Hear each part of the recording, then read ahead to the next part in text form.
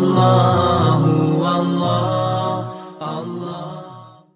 پچھلی آیات میں بتایا تھا کہ شیطان انسان کو گمراہ کر کے پھر خود برات اختیار کر لیتا ہے اور کہتا ہے میں تو اللہ سے ڈرتا ہوں، اور یہ اس کا کہنا صرف زبانی ہوتا ہے، حقیقت میں اس کو خدا کا خوف نہیں ہے۔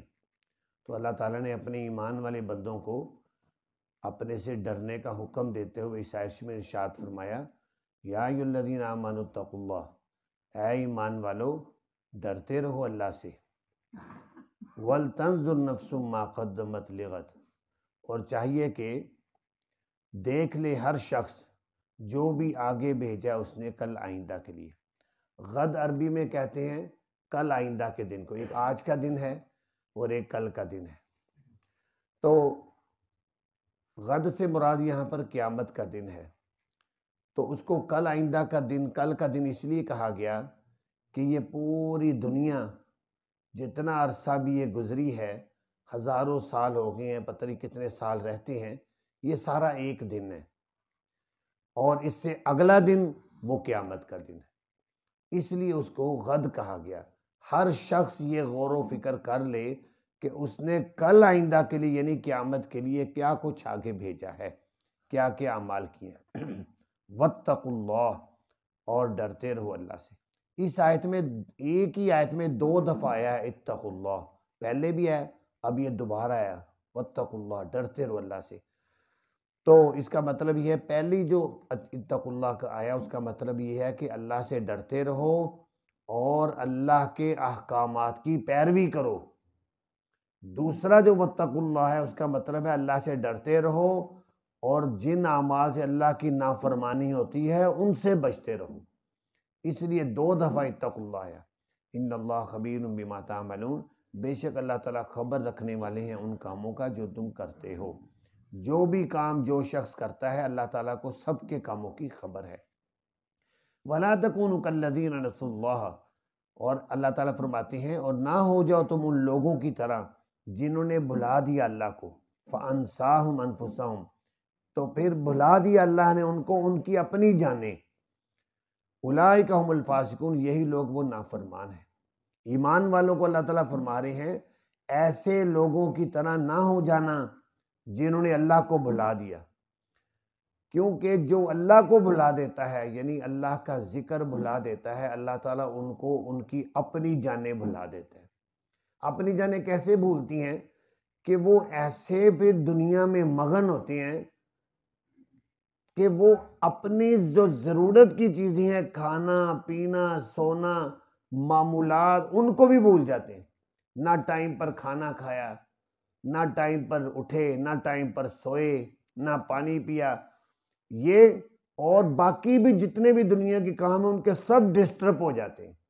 جو اللہ کی ذات کو بھول جاتا ہے، اللہ کا ذکر بھول جاتا ہے، اللہ تعالیٰ اس کو اپنی ذات، اس کو خود اپنی جانیں بھلا دیتے ہیں، ان کو نہیں پتہ چلتا، سارا زندگی کا ڈسپلن ان کا خراب ہو جاتا ہے۔ تو اللہ تعالیٰ فرمایا تم ایسے مت ہونا، تم اللہ کو یاد رکھو گے تو تمہارے سارے معاملات ٹائم پر ہوں گے، سب معاملات درست چلیں گے، کیونکہ جو اللہ کو بھول جاتے ہیں یہ لوگ نافرمان ہیں۔ لا یستوی اصحاب النار و اصحاب الجنہ، فرمایا نہیں برابر ہو سکتے جہنم والے اور جنت والے۔ اصحاب الجنت هم الفائزون، جنت والے تو وہ کامیاب ہیں۔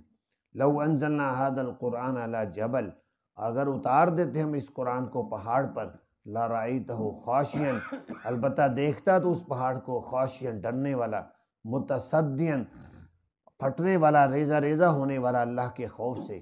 وَتِلْكَ الْأَمْثَالُ نَضْرِبُهَا لِلنَّاسِ، یہ مثالیں ہیں ہم اس کو بیان کرتے ہیں لوگوں کے لیے، لعلہم یتفکرون، تاکہ وہ غور و فکر کریں۔ قرآن پاک اللہ کی ایک ایسی کتاب ہے کہ اس کا اثر بہت زیادہ ہوتا ہے، اس کو پڑھنے سے دلوں میں خشیت پیدا ہوتی ہے، لیکن جو کافر اور منافق ہوتے ہیں ان کے دل سخت ہوتے ہیں، ان پر اثر نہیں ہوتا، ورنہ ایمان والوں کے دل نرم ہو جاتے ہیں، ان کے رونگٹے کھڑے ہو جاتے ہیں قرآن پاک کو سن کر۔ فرمایا هو اللہ الذی لا الہ الا ہو، وہ اللہ وہ ذات ہے کہ نہیں کوئی معبود مگر وہ اللہ۔ اللہ تعالیٰ کا ذاتی نام ہے اللہ، اور وہ واجب الوجود ہے، یعنی اپنے وجود میں وہ کسی کا محتاج نہیں ہے، وہ اللہ ہے اور اس کا کوئی معبود نہیں، اس کے علاوہ کوئی معبود نہیں ہے۔ عالم الغیب والشہادہ، وہ اللہ جاننے والے ہیں غیب کی چیزوں کو، والشہادہ اور حاضر یعنی موجودہ اور ظاہری چیزوں کو۔ غیب کی چیزوں کو جاننے والے سے کیا مراد ہے؟ یعنی جو چیزیں نظروں سے اوجھل ہیں، مخلوق کی نظروں سے اوجھل ہیں۔ مثلا عالم ارواح ہے، اب مخلوق کی نظروں سے اوجھل ہے۔ عالم برزخ ہے، مخلوق کی نظروں سے اوجھل ہے۔ عالم حشر ہے، جنت ہے، جہنم ہے، یہ ساری ایسی چیزیں ہیں جو مخلوق کو نہیں پتہ عالم ارواح میں کیا ہو رہا ہے، لیکن اللہ تعالیٰ اس کو جانتے ہیں۔ والشہادہ، اور وہ چیزیں جو نظر آ رہی ہیں، یعنی دنیا کے اندر موجود ہر چیز جو نظر آتی ہے اللہ تعالیٰ اس کو بھی جانتے ہیں۔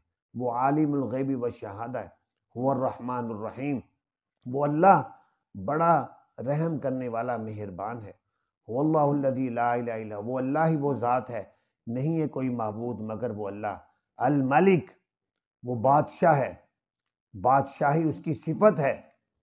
نبی پاک صلی اللہ علیہ وسلم نے ارشاد فرمایا، اللہ تعالیٰ فرماتے ہیں کہ اگر ساری کی ساری مخلوق اللہ تعالیٰ کی نافرمان بن جائے تو اللہ تعالیٰ کی بادشاہت کے اندر ایک رتی کے برابر بھی کمی نہیں ہو سکتی، اور اگر ساری کی ساری مخلوقات اللہ تعالیٰ کی فرما بردار بن جائے تو اللہ تعالیٰ کی بادشاہت میں ایک رتی کا بھی اضافہ نہیں کر سکتی۔